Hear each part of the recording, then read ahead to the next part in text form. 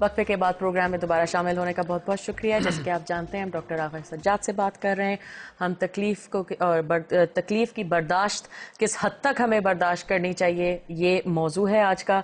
और अब हमें प्रोग्राम में ज्वाइन कर रहे हैं उनके एक और पेशेंट आबिद रज़ा साहब। अस्सलाम वालेकुम आबिद। वालेकुम सलाम। बहुत बहुत शुक्रिया आपने वक्त निकाला आके हमसे बात करने का। Thank you. आपको क्या तकलीफ थी? Neck pain. इसको कहते हैं C5C6। उसमें आपका जो जॉइंट होता है वो नैरो हो जाता है। तो पिछले 3 साल से ही मुझे पेन था। और इट्स कि ऐसा होता है कि आपको 24 घंटे ये आपको ये इसकी तकलीफ रहती है, सोते वक्त, जागते वक्त।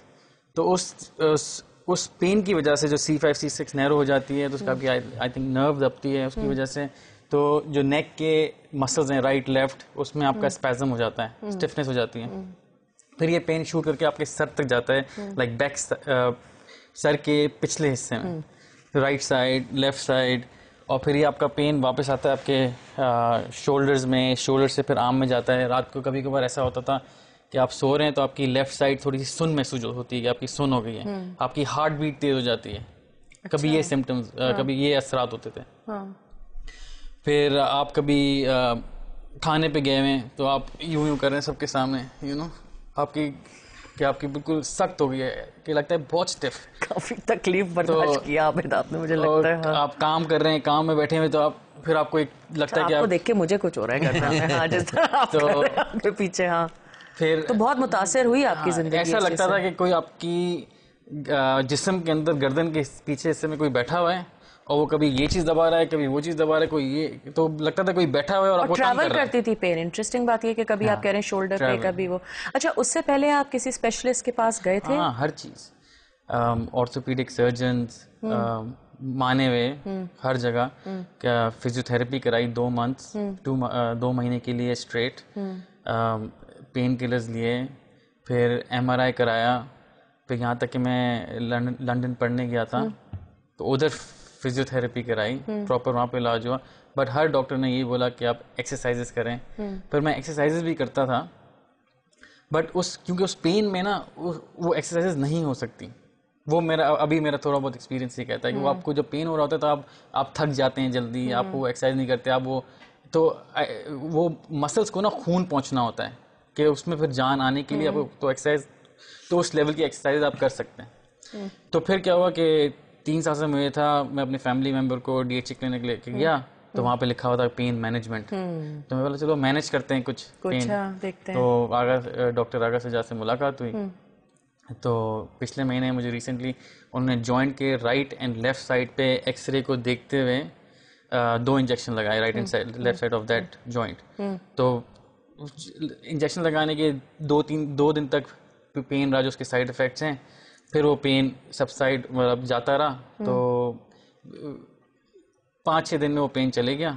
फिर अब मैं एक्सरसाइज प्रॉपरली कर रहा हूँ। तो मेरा ये मकसद ही यही है कि मैं प्रॉपर, हाँ, तकलीफ को दूर रख के मुझे मेरे मसल्स को बहुत मजबूत करना है। तो उस मजबूती के लिए मुझे प्रॉपर वर्जिश करनी है, जो उन्होंने मुझे डेली बताई हैं। फिजियोथेरेपी प्रॉपरली बिला नागा करनी है कि मैं चाहता हूँ कि ये इसको देखते हैं कब तक करते हैं, अल्लाह करे करते हैं। अच्छा, वैसे ये बिल्कुल वो वाले पेशेंट है ना जिनको एग्जैक्टली पता है कि उनके साथ मसला क्या है, कि खून का वहाँ फ्लो होना बहुत जरूरी है, मसल को स्ट्रॉन्ग करना बहुत जरूरी है। Very informed patient. नहीं, ये हर चीज पढ़ी है ना, पढ़ी है, हर डॉक्टर के पास गए, क्यों है, क्या है, काफी तकलीफ देते थे, काफी तकलीफ देते एक्चुअली। बहुत सवाल कोई लोग इंटरेस्ट ले, जिस तरह आप पूछती हैं, तो मुझे भी अच्छा लगता है कि बताऊं। और इन्होंने एक पॉइंट बहुत अच्छा मेंशन किया कि एक नॉर्मल फिनोमेना है। अगर आप किसी को बोलें कि हम लोग ही कहा करते थे पहले, डॉक्टर्स ही, कि आप आपको दर्द है पाँव में, ठीक है वॉक करें। भाई उसको पाँव में दर्द है, वो कैसे वॉक करेगा? और एक्चुअली क्या होता है कि अगर आपको फॉर एग्जांपल एक जॉइंट में दर्द है, SI जॉइंट में दर्द है, और आप वॉक कर रहे हो, सबकॉन्शियसली गैर शऊरी तौर पे आप उस एरिया को नहीं हिलाओगे, ठीक है? आप ऑल्टरनेट जॉइंट्स और मसल्स को हिलाओगे, जिससे कभी कभी उन पे ज़्यादा स्ट्रेस पड़ता है। सही। तो वो पेन फैलता जाता है। ठीक है, कुछ फिजियोथेरेपी एक्सरसाइजेज होती हैं जैसे बैक पेन रिलीविंग एक्सरसाइजेज। आप कमर के दर्द कम करने के लिए उससे आपको आधा 1 घंटा आराम आ जाएगा। कुछ होती है बैक पेन स्ट्रेंथनिंग एक्सरसाइजेज, आप कमर की दर्द को ताकत देने के लिए, वो ताकत देने वाली एक्सरसाइजेज आप सही नहीं कर पाओगे, इनफैक्ट आप अपना दर्द बढ़ा दोगे। इसीलिए बाज़ दफ़ा लोग कहते हैं हम फिजियोथेरेपिस्ट कराने गए, हमारा दर्द बढ़ गया, वो शौक में उन्होंने ज़्यादा देर कर ली होगी कि दर्द गायब हो और वो बेचारे खुद ही को अपने आप को हर्ट करके आ गए।